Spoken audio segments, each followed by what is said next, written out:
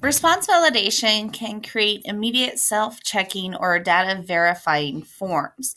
There are three different question types that can use response validation. The first one is a short answer, and the short answer has the most options. If you click on the three dots, click response validation, and then you'll come up with a series of options. The first one is a number. So you can make sure that the students answer in a number format. This is extremely helpful if you're grading the short answer and you don't want to have to, on the answer key, put in all the different varieties that they could spell out the number or put the numerical number. So you can say that it's a number and that it just has to be a number, or that it has to be greater than, or equal to. And there's all these different ways that you can narrow down what the students can put on that answer. That it has to be a whole number. It's not between, so there's all different types. Then you can give them a custom error. So please put it in a specific form.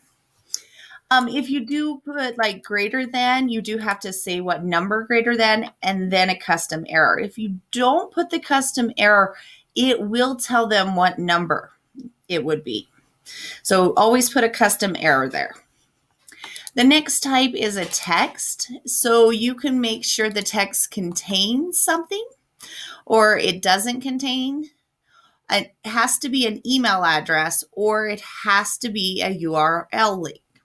So if you want it to contain the word dog, then it has to contain that in some way. It could be doggy, but it has to have those three words, or it has to have a D. And then you'd put a custom error. So these really help students narrow down those short answers and get it easier for you to come up with the answer key.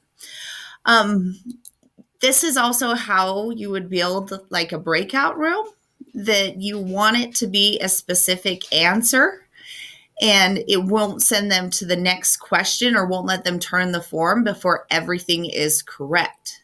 So it really helps with that immediate feedback. If they're working on their own, this provides immediate feedback and they can't move on until they get it correct. So another way, another choice is the length. So you can make sure that they write a certain amount or keep their answers very short. So you can set the maximum character length or the minimum. And that goes into the next question type, which is the long answer. For response validation on this one, the only thing, there's two, but one is the length.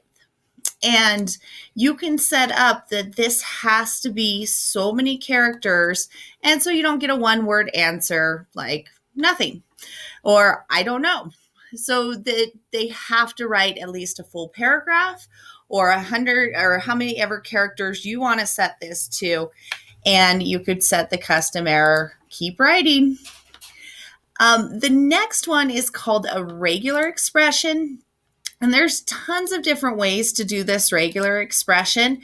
And that is why on the Friday Focus, I have a list of regular expression rules that you can look at. So they have examples of how to set all of these up. So this is the page that link will take you to. And there's a lot of different ways to use this to get exactly what you want the response to be. So the regular expression contains, it doesn't contain something, it has to match exactly. So there's just different ways to set that up. And if you're interested in that, you can look at the from Google all the different ways to do regular expression. The final way to use response validation is with the checkbox. And you can set on this one that they have to select at least. So if you have a lot of options in the checkbox, that they have to select at least 4 options or 2 options. And then it won't let them move on unless they select that many. they have to select at most. So maybe there's 3 correct answers and they only select one. This will make them select at most or exactly. You could put in that they have to select exactly 3.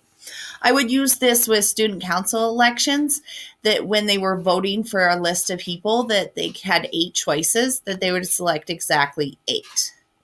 So those are some ways to use response validation.